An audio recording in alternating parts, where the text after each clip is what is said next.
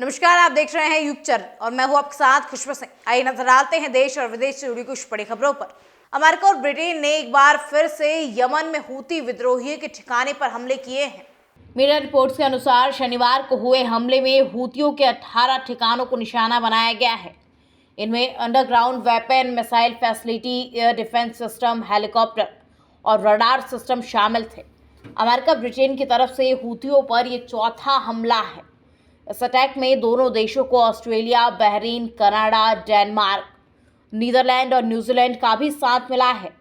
हमले यमन में 8 जगहों पर किए गए हैं। अमेरिका के रक्षा मंत्री लॉयड ऑस्टिन ने कहा कि हमलों का मकसद ईरानी समर्थित हूती विद्रोहियों की क्षमताओं को कमजोर करना था।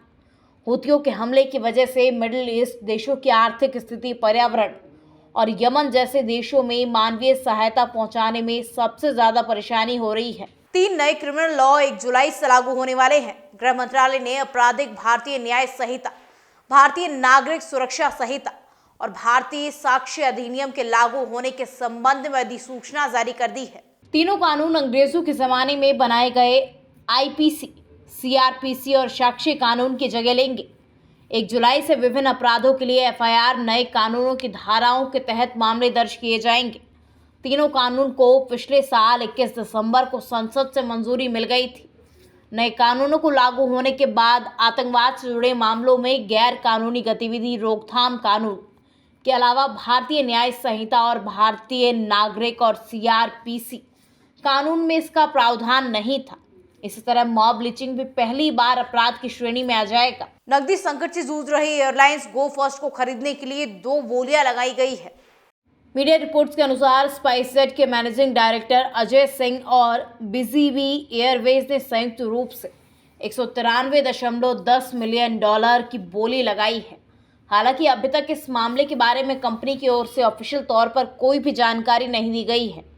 वहीं गोफर्स्ट में निवेश रखने वाली एक सरकारी बैंक के एक बैंकर ने कहा कि निवेश के इस प्लान में गो फर्स्ट एयरलाइन के ऑपरेशन को फिर से शुरू करने के लिए एडिशनल फंड लगाना शामिल है। बिजीबी एयरवेज के majority share holder Nishant PT ने कहा कि एयरलाइन शुरू करने के लिए हमारी बोली सफल बोलीदाता की घोषणा होने तक कमेटी ऑफ क्रेडिटर्स प्रोटेक्टेड और कॉन्फिडेंशियली रखती है। प्रधानमंत्री नरेंद्र मोदी ने रेडियो प्रोग्राम मन की बात के 110वें एपिसोड में नारी शक्ति के योगदान को नमन किया। पीएम ने कहा कि महाकवि भारतियार जी ने कहा है कि विश्व तभी समृद्ध होगा जब महिलाओं को समान अवसर मिलेंगे। आज भारत की नारी शक्ति हर क्षेत्र में प्रगति की नई ऊंचाइयों को छू रही है। उन्होंने आज के एपिसोड में ड्रोन दीदी से बात की। पीएम ने कहा कि कुछ साल पहले तक किसने सोचा था कि हमारे देश में गांव में रहने वाली महिलाएं भी ड्रोन उड़ाएंगी, लेकिन आज ये संभव हो रहा है। आज तो गांव-गांव में ड्रोन दीदी की इतनी चर्चा हो रही है। हर किसी की जुबान पर नमो ड्रोन दीदी यही चल रहा है। हर कोई इनके विषय में चर्चा कर रहा है। वहीं पीएम मोदी ने यह भी कहा कि अगले 3 महीने मन की बात का प्रसारण नहीं होगा। उन्होंने कहा कि राजनीतिक मर्यादा का पालन करते हुए लोकसभा चुनाव के इन दिनों में 3 महीने मन की बात का प्रसारण नहीं होगा।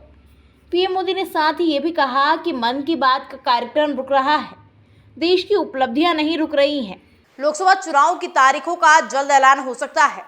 चुनाव आयोग की तैयारियां भी लगभग पूरी हो चुकी है।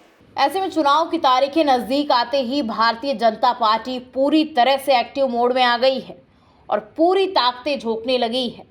भारतीय जनता पार्टी जल्द अपने प्रत्याशियों के नामों का ऐलान कर सकती है।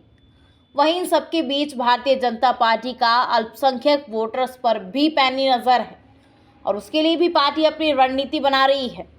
भाजपा प्रदेश अल्पसंख्यक मोर्चा के अध्यक्ष अनवर हयात ने शनिवार को पदभार ग्रहण किया। इस मौके पर कार्यकर्ताओं को संबोधित करते हुए प्रदेश संगठन महामंत्री करमवीर सिंह ने कहा कि देश ही नहीं बल्कि विदेशों में भी प्रधानमंत्री नरेंद्र मोदी के कार्यों की सराहना की जा रही है। ऐसी तमाम खबरों को देखने के लिए बने रहिए हमारे साथ युग चरण पर। तब तक के लिए नमस्कार।